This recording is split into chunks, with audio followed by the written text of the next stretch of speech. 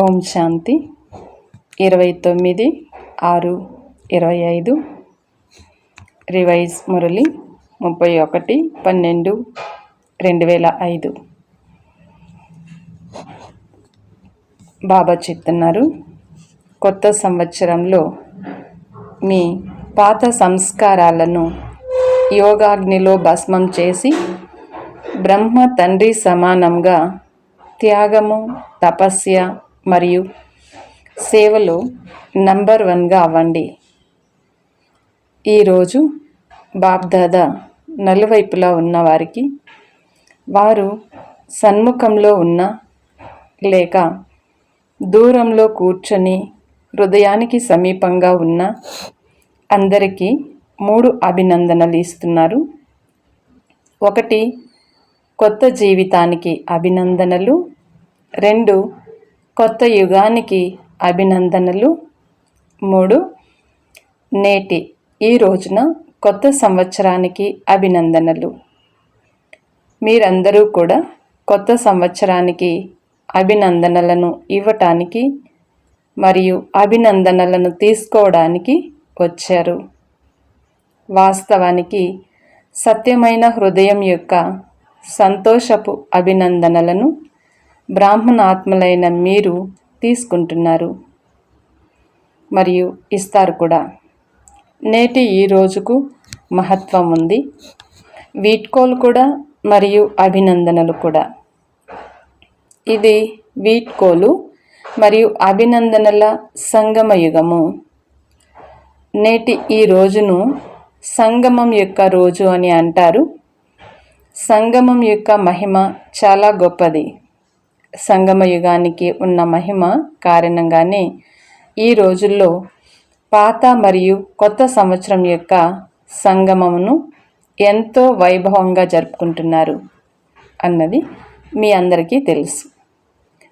సంగమ యుగానికి ఉన్న మహిమ కారణంగానే ఈ పాత కొత్త సంవత్సరంల సంగమానికి మహిమ ఉంది. ఎక్కడైతే 2 నదులు కలుస్తాయో, సంగమం జరుగుతుందో దానికి కూడా మహిమ ఉంది. కానీ అన్నింటికంటే ఎక్కువ మహిమ ఈ సంగమ యుగానిది, ఈ పురుషోత్తమ యుగానిది. ఇక్కడ భాగ్యవాన్ ఆత్మలైన బ్రాహ్మణులైన మీరు కూర్చుని ఉన్నారు. ఈ నష ఉంది కదా.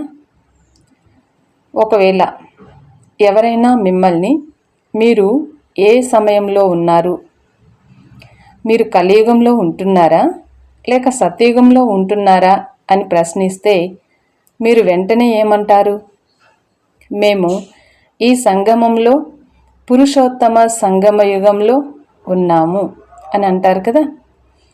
మీరు కలియుగానికి చెందినవారు కారు, మీరు సంగమయుగ నివాసులు. ఈ సంగమ యుగానికి విశేష మహిమ ఎందుకు ఉంది? ఎందుకంటే భగవంతుడు మరియు పిల్లల యొక్క మిలనం జరుగుతుంది.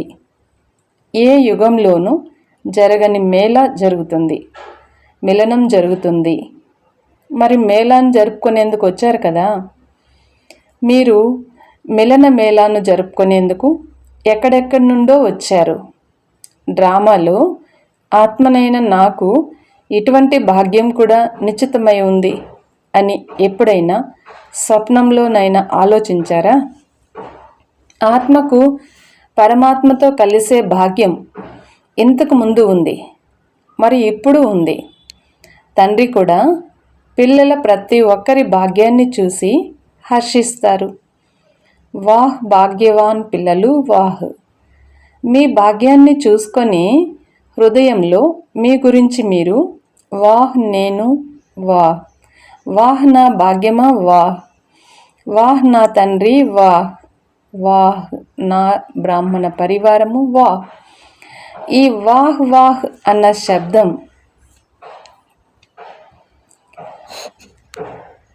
అన్న పాటలు ఆటోమేటిక్గానే హృదయంలో పాడుకుంటూ ఉంటారు కదా.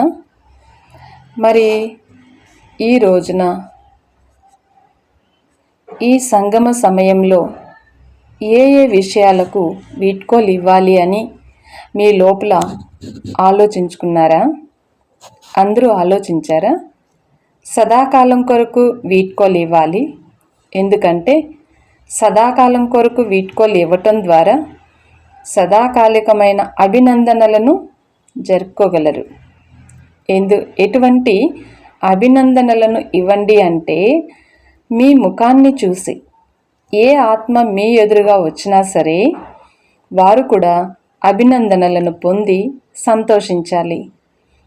ఎవరైతే హృదయపూర్వకంగా అభినందనలను ఇస్తారో మరియు తీసుకుంటారో వారు సదా ఎలా కనిపిస్తారు? సంగమయుగి ఫరిస్తాగా. బ్రాహ్మణుల నుండి ఫరిస్తా, మరి ఫరిస్తా నుండి దేవత. అందరిది ఇదే పురుషార్థం కదా. ఎందుకంటే తండ్రికి అన్ని రకాల సంకల్పాలను, ప్రవృత్తికి చెందిన కర్మలకు చెందిన భారం ఏదైతే ఉందో దానిని తండ్రికి ఇచ్చేశారు కదా.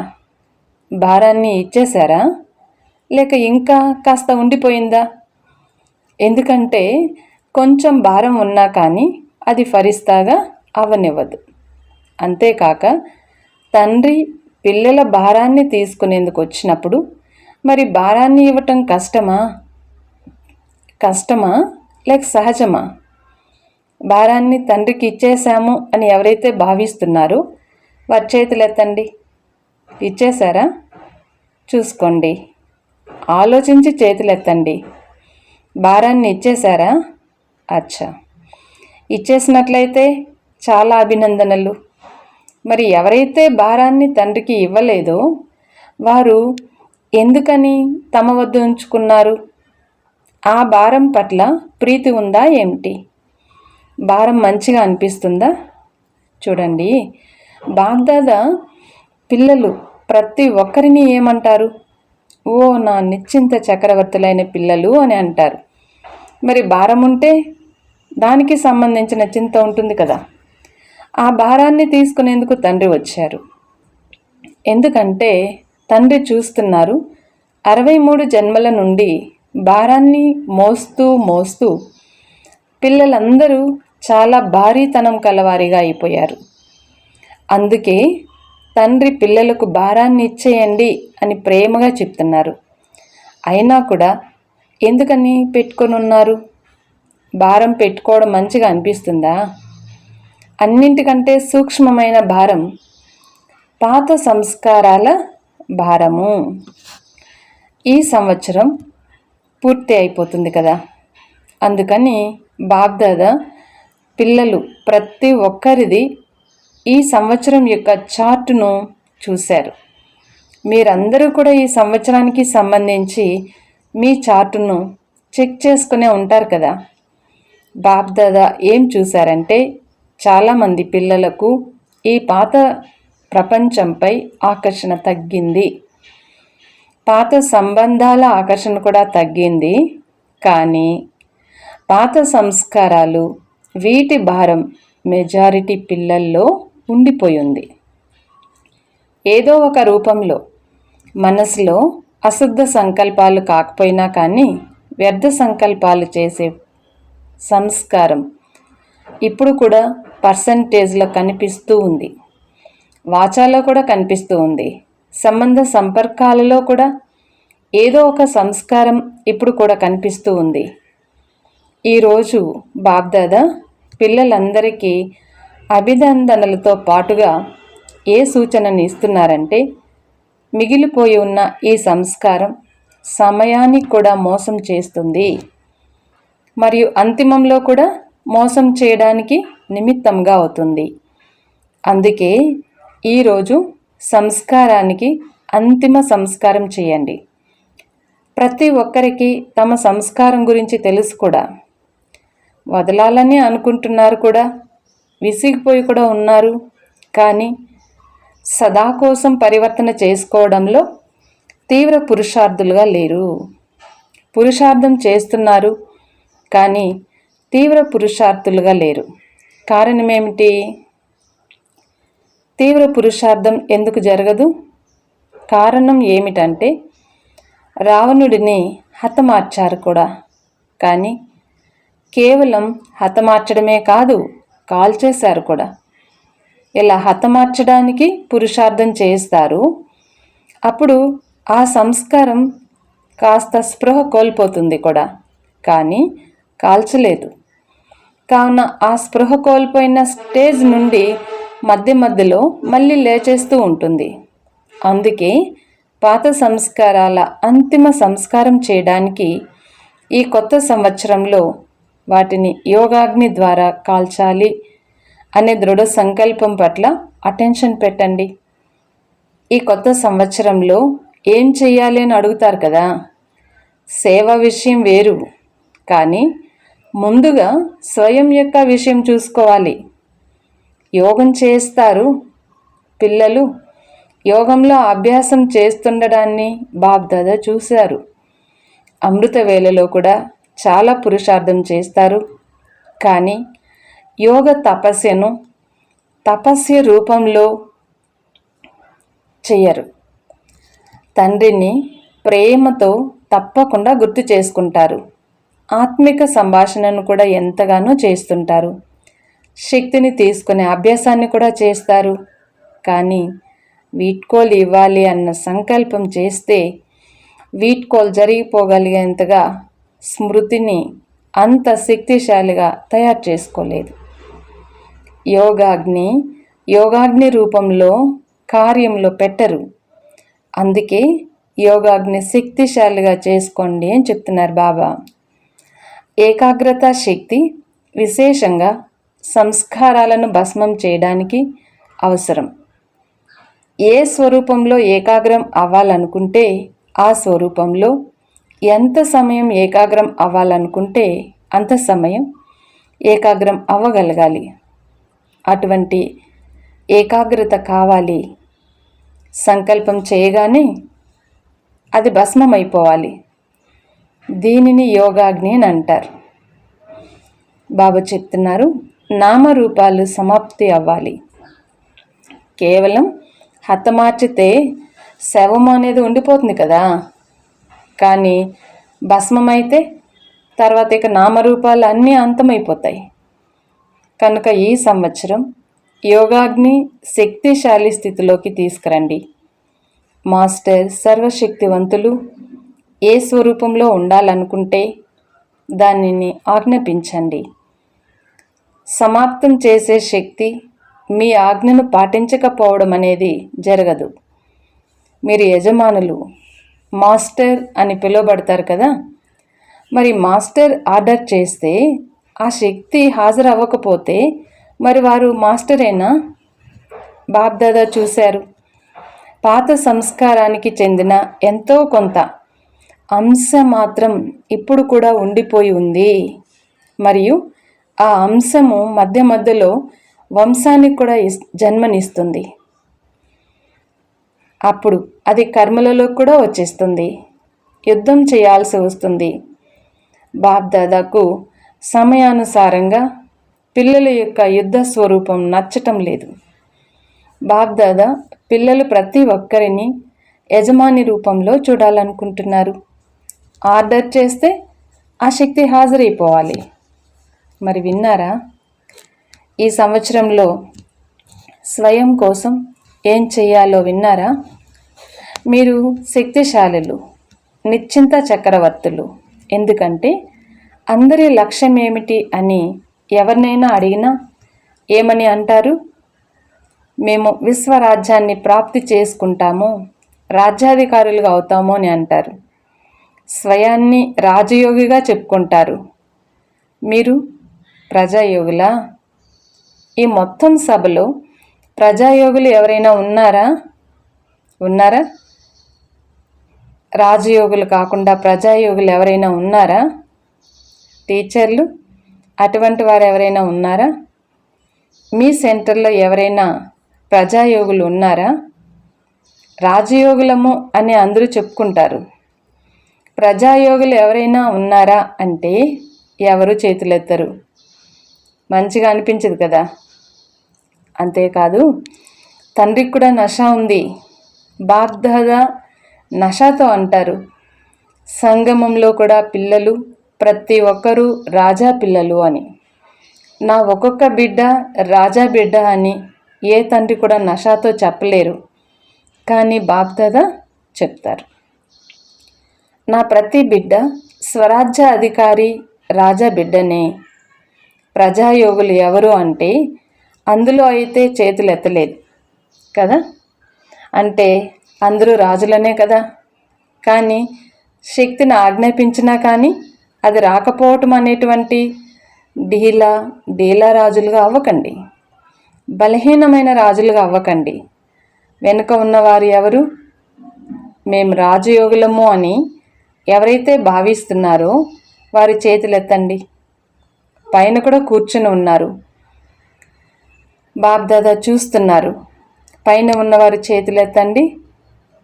ఇప్పుడు ఈ చివరి టర్న్లో ఇది ప్రారంభమవుతుంది. బాప్దాదా 3 నెలలను ఇస్తున్నారు, సరేనా? ఇవాళ హోంవర్క్ ఇస్తారు, ఎందుకంటే మధ్యలో చేసే ఈ హోంవర్క్ కూడా చివరి పరీక్షలో జమ అవుతుంది. 3 నెలల్లో ప్రతి ఒక్కరూ తమ చార్ట్ను చెక్ చేసుకోండి. నేను మాస్టర్ సర్వశక్తివంతునిగా అయ్యి ఏ కర్మేంద్రియానికైనా ఏ శక్తికైనా ఎప్పుడు ఆజ్ఞాపిస్తే అప్పుడు, ఏది ఆజ్ఞాపిస్తే అది ప్రాక్టికల్గా అవి ఆజ్ఞను పాటిస్తున్నాయా లేదా చేయగలరా? మొదటి లైన్లో ఉన్నవారు చేయగలరా? చేతులెత్తండి. అచ్చా, ఈ 3 నెలలు ఏ పాత సంస్కారం దాడి చేయకూడదు. నిర్లక్ష్యులుగా అవ్వకండి. అయిపోతుందిలే అనే రాయల్ నిర్లక్ష్యాన్ని తీసుకురాకండి. బాప్దాదాతో చాలా మధురాతి మధురమైన మాటలు మాట్లాడతారు. తండ్రి, మీరు చింతించకండి, నేను అలా తయారైపోతాను అని అంటారు. బాప్దాదా ఏం చేస్తారో విని నవ్వుతారు. కానీ బాప్దాదాకు ఈ 3 నెలల్లో అటువంటి మాటలు మాట్లాడితే మాత్రం ఒప్పుకోరు. మీరు అంగీకారమైతే చేతులెత్తండి, మనస్ఫూర్తిగా చేతులెత్తండి. సభలో ఉన్నామన్న కారణంగా చేతులెత్తద్దు. చేయాల్సిందే. ఏది సహనం చేయాల్సి వచ్చినా, ఏది వదలాల్సి వచ్చినా ఏం పర్వాలేదు, చేయాల్సిందే. పక్కన పక్కన పక్కన టీచర్స్ పక్కన. అచ్చా, కిరీటాన్ని ధరించిన ఈ చిన్నారి పిల్లలు ఏం చేస్తారు? కిరీటాన్ని అయితే మంచిగా ధరించారా? మరి చేయాల్సి వస్తుంది. అచ్చా, చూడండి, పిల్లలు చేతులు ఎత్తుతున్నారు. ఒకవేళ మీరు చేయకపోతే మరి ఏం చేయాలి అది కూడా చెప్పండి. అప్పుడు బాప్దాదా సీజన్లో ఒకసారికి రానివ్వరు, ఎందుకంటే బాప్దాదా చూస్తున్నారు. సమయం మీకోసం ఎదురు చూస్తూ ఉంది. మీరు సమయం కోసం ఎదురు చూసేవారు కాదు, మీరు ఏర్పాట్లు చేసుకునేవారు. సమయం మీకోసం ఎదురు చూస్తూ ఉంది. ప్రకృతి కూడా మిమ్మల్ని ఆహ్వానిస్తూ ఉంది. కనుక 3 నెలల్లో మీ శక్తిశాలి స్థితిలో మిగిలిపోయి ఉన్న సంస్కారాలను పరివర్తన చేసుకోండి. ఒకవేళ 3 నెలలు అటెన్షన్ పెట్టినట్లయితే ఇక దాని తర్వాత కూడా అది అభ్యాసం అయిపోతుంది. ఒక్కసారి పరివర్తన విధి వచ్చింది అంటే ఇక అది చాలా పనికొస్తుంది. ఎప్పుడు వినాశనం అవ్వదు. ఎప్పుడు వినాశనం అవుతుంది, ఎప్పుడు వినాశనం అవుతుంది అనే సమయం కోసం మీరు ఎదురు చూడకండి. ఆత్మిక సంభాషణలో అందరూ అడుగుతుంటారు, పైకనరు, కానీ లోపల ఎలా అనుకుంటారు. ఏమని? ఎప్పుడు వినాశనం అవుతుందో తెలియదు, 2 సంవత్సరాలలో అవుతుందా, 10 సంవత్సరాలలో అవుతుందా, ఎన్ని సంవత్సరాలలో అవుతుంది అని. కానీ మీరెందుకు సమయం కోసం ఎదురు చూస్తున్నారు అని బాబా అడుగుతున్నారు. సమయం మీకోసం ఎదురు చూస్తూ ఉంది. తండ్రిని అడుగుతుంటారు, తారీఖు చెప్పండి బాబా అని. ఏ సంవత్సరమో చెప్పండి. 10 సంవత్సరాలు పడుతుందా, 20 సంవత్సరాలు పడుతుందా, ఎన్ని సంవత్సరాలు పడుతుంది? బాప్ దాదా పిల్లల్ని ప్రశ్న అడుగుతున్నారు. మీరందరూ తండ్రి సమానంగా అయిపోయారా? పరదా తెరవమంటారా? లేక పరదా తెరిస్తే కొందరు తలదూకుంటూ, కొందరు ముఖానికి క్రీమ్ రాసుకుంటూ ఉంటారా? ఒకవేళ ఎవరెడిగా ఉన్నట్లయితే, సంస్కారాలు సమాప్తమైపోయినట్లయితే, ఇక బాప్దాదాకు పరదాను తెరవడానికి ఆలస్యం ఎందుకు అవుతుంది? ఎవరెడీగా అయితే అవ్వండి. ఎవరెడీగా అయిపోతాము అని అంటూ తండ్రిని చాలా సమయం సంతోషపరిచారు. ఇప్పుడు అలా చేయకండి. అవ్వాల్సిందే, చేయాల్సిందే, తండ్రి సమానంగా అవ్వాలి అన్న దానిలోనైతే అందరూ చేతులెత్తుతారు. చేతులెత్త అవసరం లేదు. బ్రహ్మ తండ్రిని చూడండి. సాకారంలో అయితే బ్రహ్మ తండ్రిని ఫాలో చేయాలి కదా. బ్రహ్మ తండ్రి త్యాగమును, తపస్సును మరియు సేవను చివరి క్షణం వరకు సాకార రూపంలో ప్రాక్టికల్గా చేసి చూపించారు. తమ డ్యూటీని శివ తండ్రి ద్వారా మహావాక్యాలను ఉచ్చరించే తమ డ్యూటీని చివరి రోజు వరకు నిర్వర్తించారు. చివరి మురళి గుర్తుందా? 3 పదాలు వరదానం గుర్తుందా? ఏంటివవి? నిరాకారి, నిర్వికారి మరి నిరహంకారిగా అవ్వండి. ఎవరికైతే ఇది గుర్తుంటుందో వారి చేతులెత్తండి. అచ్చా, అందరికీ గుర్తుంది. అభినందనలు. త్యాగం కూడా చివరి రోజు వరకు చేశారు.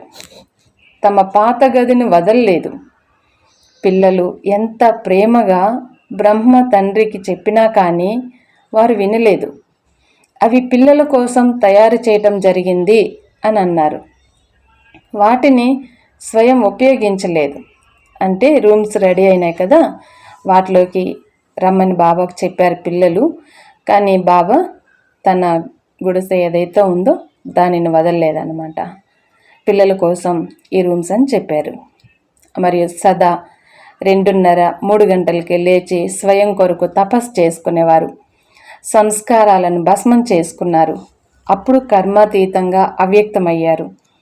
ఫరిస్తాగా అయ్యారు. ఏది ఆలోచించారో దానిని చేసి చూపించారు. చెప్పటం, ఆలోచించటం మరియు చేయటం 3 సమానంగా ఉన్నాయి. Follow father. చివరి వరకు తన కర్తవ్యంలో వారు సంపూర్ణులుగా ఉన్నారు. ఉత్తరాలు కూడా రాశారు. ఎన్ని ఉత్తరాలు రాశారు? సేవ కూడా మానలేదు. ఫాలో ఫాదర్ చేయండి. అఖండ మహాదానిగా ఉన్నారు. మహాదాని కాదు, అఖండ మహాదాని యొక్క ప్రాక్టికల్ రూపాన్ని చూపించారు. అంతిమం వరకు చూపించారు. చివరి వరకు కూడా ఎటువంటి ఆధారం లేకుండా తపస్వి రూపంలో కూర్చున్నారు. ప్రస్తుతమైతే పిల్లలు కింద కూర్చోవడానికి ఆధారాన్ని తీసుకుంటారు కదా, కానీ బ్రహ్మ తండ్రి ఆది నుండి అంతిమం వరకు తపస్వి రూపంలో కూర్చున్నారు. కళ్ళకు కళ్ళద్దాలు పెట్టుకోలేదు. ఇది సూక్ష్మ శక్తి, నిరాధారం. శరీరం పాతది. రోజు రోజుకి ప్రకృతి, గాలి, నీరు కలుషితమైపోతున్నాయి. అందుకే బాబ్దాదా మిమ్మల్ని మీరెందుకు కింద కూర్చోవడానికి ఆధారం తీసుకుంటారు, ఎందుకు కళ్ళద్దాలు పెట్టుకుంటారు అని అడగరు. పెట్టుకోండి, పర్వాలేదు, పెట్టుకోండి. కానీ శక్తిశాలి స్థితిని తప్పకుండా తయారు చేసుకోవాలి. మొత్తం విశ్వకార్యమును సమాప్తం చేశారా? బాప్దాదా మిమ్మల్ని ప్రశ్న అడుగుతున్నారు. విశ్వ కళ్యాణ కార్యం పూర్తి అయిపోయిందని మీరందరూ సంతుష్టంగా ఉన్నారా? విశ్వ కళ్యాణ కార్యం సమాప్తం అయిపోయింది అని ఎవరైతే భావిస్తున్నారో వారి చేతులెత్తండి. ఒక్కరు కూడా లేరా? మరైతే వినాశనం జరుగుతుందా అని మీరు ఎలా అడుగుతున్నారు? పనినైతే పూర్తి చేయలేదు. అచ్చా, నలువైపులా ఉన్న సదా ఉల్లాస ఉత్సాహాలతో ముందుకు వెళ్ళేవారికి సదా ధైర్యం ఉంచి బాప్దాదా నుండి పదమాల రెట్ల సహాయాన్ని తీసుకునేందుకు పాత్రులైన పిల్లలకు, సదా విజయ రత్నాలకు ప్రతి కల్పంలో విజయులుగా అయ్యారు, ఇప్పుడు కూడా విజయులుగా ఉన్నారు, మరియు ప్రతి కల్పంలోనూ విజయులుగా ఉండనే ఉన్నారు.